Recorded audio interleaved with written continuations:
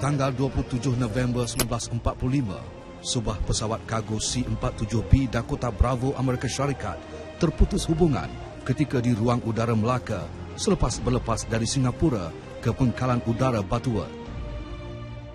Pesawat pada zaman Perang Dunia Kedua itu kemudian dilaporkan terhempas di kawasan Gunung Bubu, Beruas Perak. Operasi mencari pesawat berkenaan segera dilancarkan dan selepas misi mencarinya gagal, ia kemudian dihentikan pada 16 Disember 1945. Kesemua kru diklasifikasikan sebagai Missing in Action MIA. Namun selepas 70 tahun, pesawat berkenaan akhirnya ditemui dan proses ekskavasi rangka pesawat Dakota Bravo dan 3 kru pesawat itu sedang giat dijalankan. Bagi merungkai penemuan pesawat Dakota itu, pada 8 September 2015, Kementerian Pertahanan telah membawa media tempatan menyertai Ops Gangga, iaitu satu misi ekskavasi bagi membawa keluar 3 kru penerbangan dan rangka pesawat kargo C-47B Dakota Bravo berkenaan. Misi Ops Gangga merupakan kerjasama Kementerian Pertahanan dan Angkatan Tentera Malaysia dengan pihak Defence Prisoner of War, Missing in Action Accounting Agency DPAA, Jabatan Pertahanan Amerika Syarikat. Para media dari Kuala Lumpur dibawa menaiki bas ke Beruas, kemudian bergabung dengan media tempatan Perak di Sekolah Menengah Raja Syariman, Beruas yang menjadi pusat operasi Ops Gangga. Okay, untuk plan kita hari untuk media visit, kita plan A dan plan B lah. Plan A kita pakai aircraft lah. Okay, mengenai cuaca sekarang tak mengizinkan untuk aircraft approach kawasan Gunung Bubu. Jadi kita akan plan menggunakan 4x4 yang akan masa lebih kurang 1 jam lah. Alhamdulillah jalan pun mula dah repair lah. Kita dah repair jalan tu separuh. Saya harap kita akan sampai ke atas lah. Untuk ke Gunung Bubu, media perlu menaiki pacuan 4 roda yang disediakan Angkatan Tentera Malaysia dan Jabatan Perhutanan Perak. Ini kerana nuri yang dijadual untuk membawa media tidak boleh melakukan penerbangan atas faktor keselamatan ekoran jerbu yang menghadkan pandangan, terutama di Gunung Bubu di mana lokasi pesawat Dakota Bravo terhempas. Untuk ke destinasi lokasi berkenaan, media perlu mengharungi Jalan Balak, satu-satunya laluan menuju ke Gunung Bubu. Jalannya begitu mencabar yang menuntut kemahiran dan pengalaman pemandu pacuan 4 roda. Apa tidaknya, laluannya bukan saja banyak selekoh tajam dan curam, malah jalannya begitu licin setelah tayar diseliputi tanah merah mengakibatkan kenderaan menggelunsur walaupun di-brek. Bagi membawa media ini, Angkatan Tentera Malaysia ATM dengan kerjasama Jabatan Perhutanan Perak menyediakan 8 buah pacuan 4 roda dalam misi Ops Gangga ini. Saya bersama Jurukamera Jafridin Sampul menaiki pacuan 4 roda Jabatan Perhutanan Perak. Pengembaraan kami diiringi marshal di kalangan anggota tentera darat yang bertindak menjadi koordinasi dan peninjau laluan sebelum pacuan 4 roda meneruskan perjalanan. Selepas mengharungi jalan berliku, kami berhenti seketika di Camp Spender memandangkan lokasi dituju masih lagi jauh. Sekarang ini kita kekuatan dengan 8 kali 4-wheel daripada Army 4 Team disaport oleh Jabatan Perhutanan Malaysia. Kita akan cuba, macam mana pun kita akan cuba naik sampai ke Camp Tara, yang last checkpoint. Kita akan cuba lah dalam masa sejam lebih kalau kena cuaca baik. Ataupun kalau cuaca mendung hujan, mungkin yang ambil masa beberapa jam lah, 3-4 jam lah. Kami berhubung melalui walkie-talkie dengan frekuensi yang telah ditetapkan.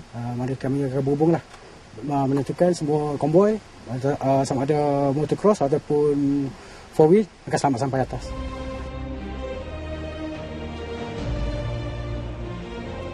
Alah bisa tegal biasa. Kecekapan para pemandu pacuan 4 roda serta kerjasama para marshal, pergerakan kami berjalan lancar walaupun beberapa kali terpaksa berhenti. Berhenti bukan apa, pemandu perlu membuka gandar bagi membolehkan keempat-empat tayar berfungsi supaya pergerakannya lebih mencengkam.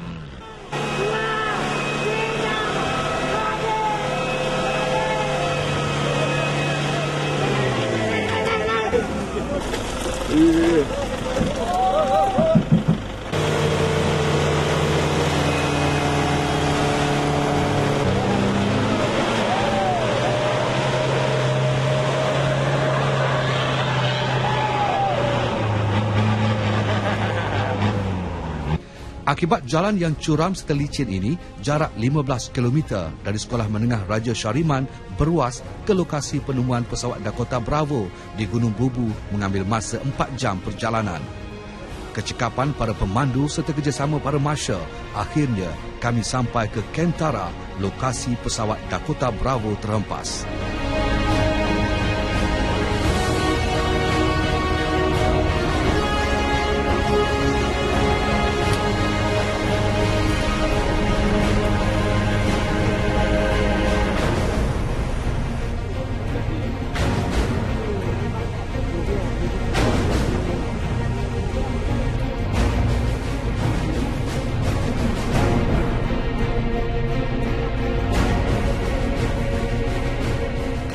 Sejurus tiba di lokasi pesawat Dakota Bravo terhempas, taklimat Ops Gangga segera diberikan oleh Brigadier Jeneral Datuk Dr. Muhammad Ilham Harun, Ketua Pasukan Pengecaman Mangsa Bencana DVI ATM mengenai gerak kerja Ops Gangga.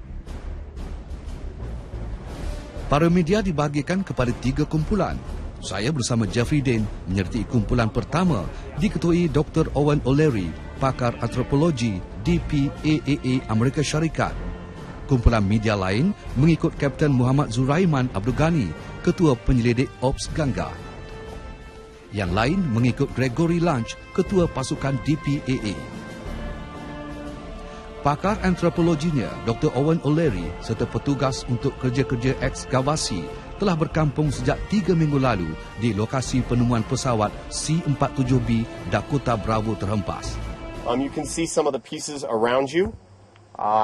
Things that are still in their original position are the big engine down here. That's the starboard engine. And then here immediately to the right is the inboard portion of the starboard wing, as well as the starboard nacelle, which is the big pod on the wing that the engine attaches to. Farther down here to the left is some forward fuselage wreckage. It used to be farther upslope, but we needed to move it in order to be able to excavate underneath it a few days ago.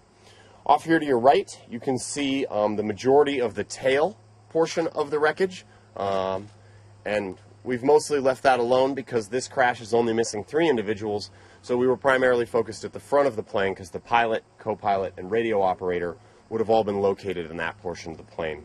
As you can see, upslope here, you've got a large crescent-shaped scar in the hillside. This is where the aircraft would have impacted. The tail and its alignment gives us an indication that the aircraft was heading roughly north. This is consistent with the known flight plan for the loss of this aircraft, as it was flying from Singapore to Butterworth.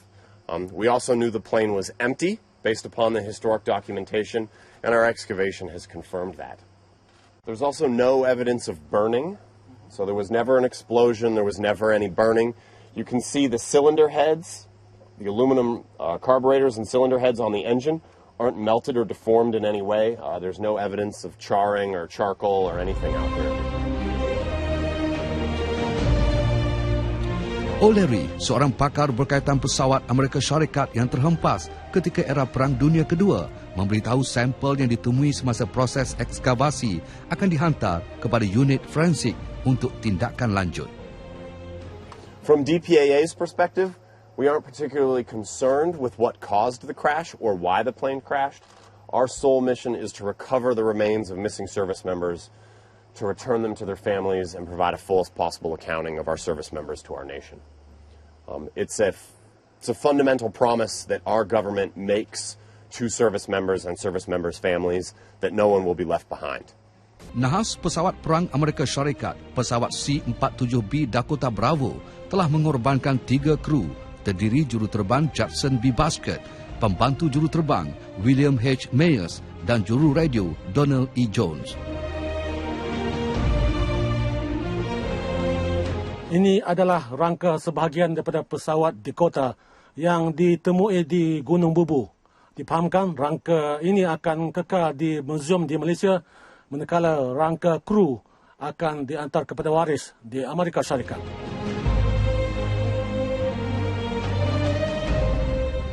Sejarah pencarian dan penemuan pesawat Dakota Bravo mengambil masa yang lama. Selepas pencarian dihentikan tahun 1945, pesawat malang ini ditemukan semula pada tahun 1966. Rangka pesawat mula dikesan melalui udara, bahagian ekor pesawat serta lambang emblem Air Transport Command pada pertengahan Julai 1966.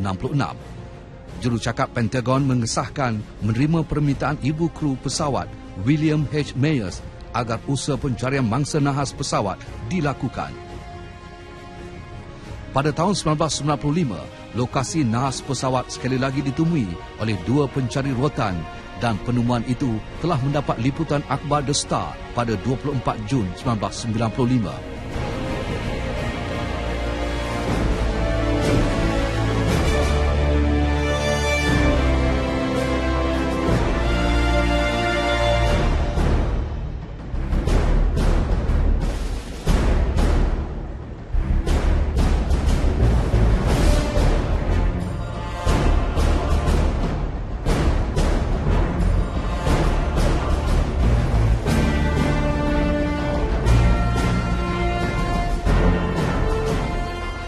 I'm thrilled at the partnership that we've established with the Malaysian Army. I mean, they've been incredibly helpful, but our sole goal here is to find their remains and hopefully bring them home to their families, and so they can receive that proper burial, and we can carry out the promise that the U.S. government makes to service members that if you go overseas and fight for your country, we're going to bring you home, no matter how long it takes.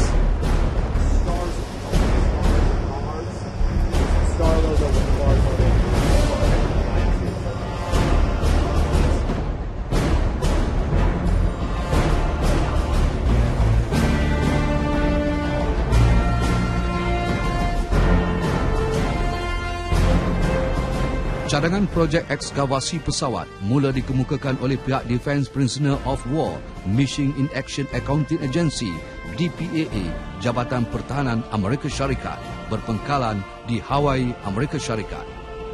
Yeah, so our teams out here are working in partnership with the Malaysian Army. We're looking to identify the remains of the U.S. service members that are lost here, and that's what the organization I represent is all about. The Defense Prisoner of War Missing in Action Accounting Agency, and we bring teams all over the world to do excavations like this, and the sole goal is supporting the humanitarian mission of bringing the remains home of our service members who went overseas to fight for their country and ensuring they have the proper burial and they're with their families.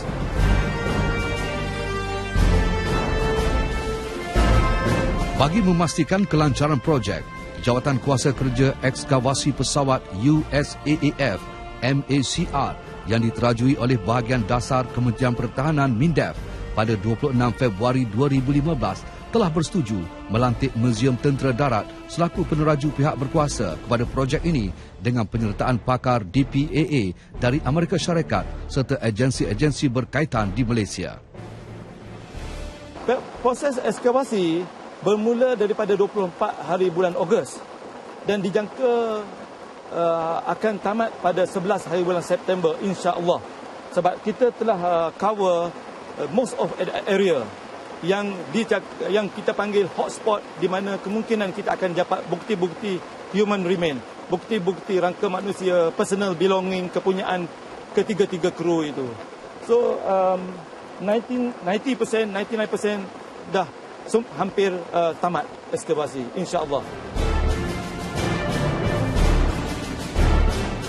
Bagi tujuan Ops Gangga ini, Kementerian Pertahanan telah melantik kumpulan pakar Disaster Victim Identification DVI daripada bahagian Perkhidmatan Kesihatan Angkatan Tentera Malaysia ATM, Jabatan Kimia Malaysia dan Institut Perubatan Forensik Negara IPFN untuk terlibat sama dalam aspek cari gali dan pengesahan identiti rangka manusia secara saintifik. Untuk masa sekarang ini banyak personal belonging dan bukti-bukti ada penemuan dekat sini. Tetapi saya tidak boleh mengatakan bahawa penemuan rangka manusia itu kepunyaan daripada ketiga-tiga kru C-47 Bravo, sehinggalah kita membuat kajian. Saya yang akan mengetuai kajian menentukan bahawa sama ada penemuan kita itu adalah kepunyaan ketiga-tiga kru, iaitu melalui proses Disaster Victim Identification, di mana kita akan retrieve balik rekod-rekod sebelum kru-kru ni meninggal dunia dan bandingkan apa yang penemuan kita dapat. Dan kita jangkakan lebih kurang dalam masa 1 bulan daripada 11 hari bulan September. Disebab komitmen kerajaan kita untuk jika positif human remain itu kepunyaan ketiga-tiga kru, maka kerajaan Malaysia iaitu Perdana Menteri akan menyerahkan kepada kerajaan USA iaitu pada Presiden USA dijangka pada 15 hingga ke 20 hari bulan November semasa Asian USA Summit di Kuala Lumpur.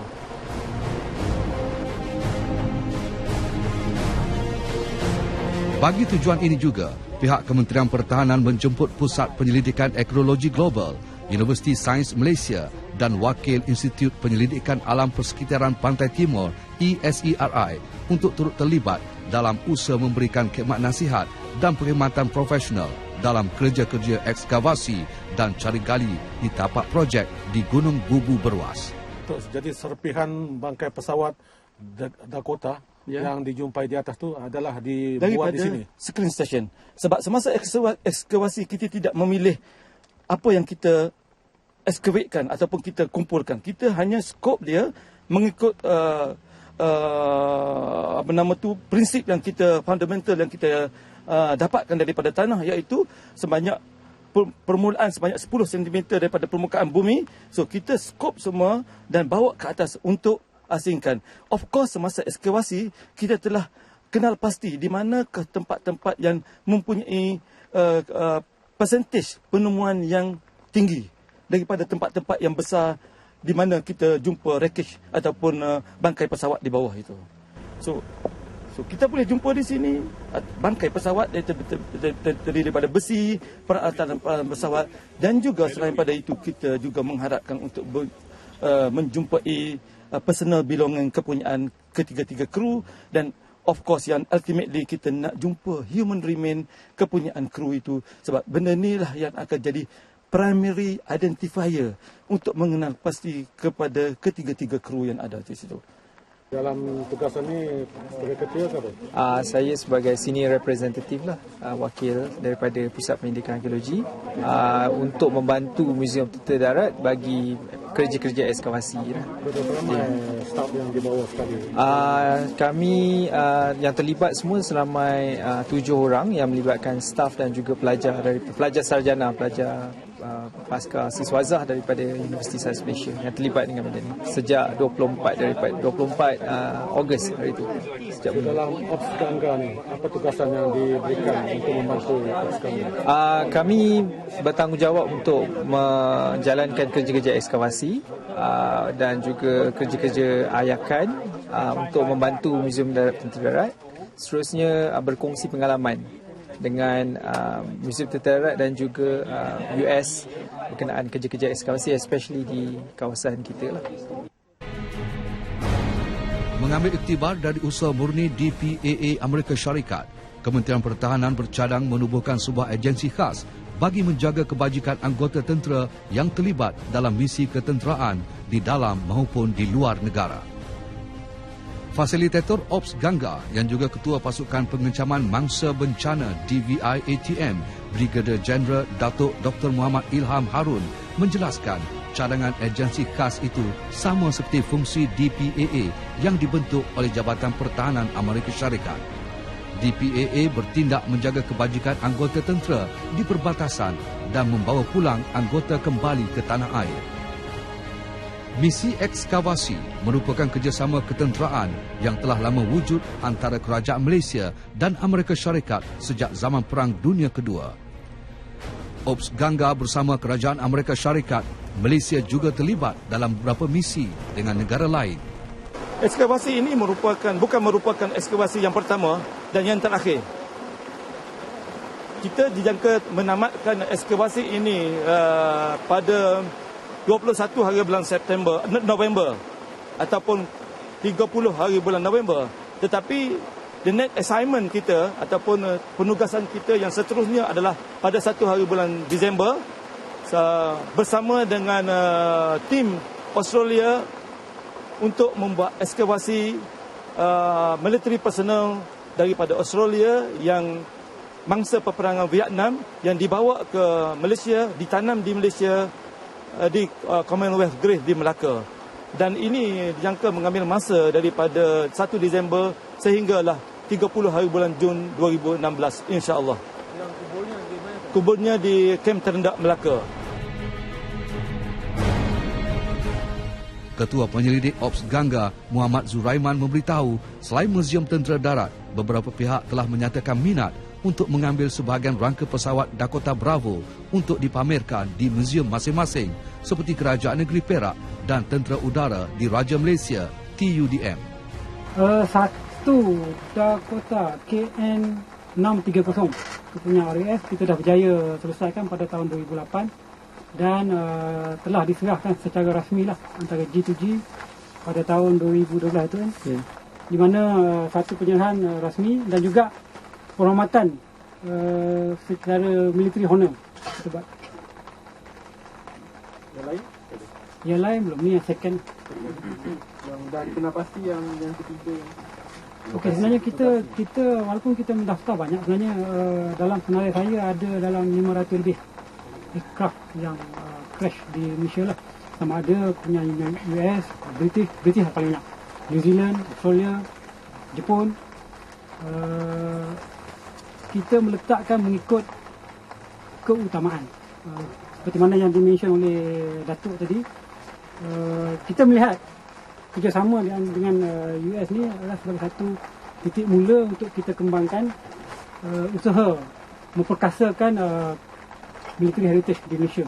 That's why kita melihat DPA, kita melihat Australian War Memorial sebagai benchmark untuk kita set up di Malaysia lah. Malaysian War Memorial so called.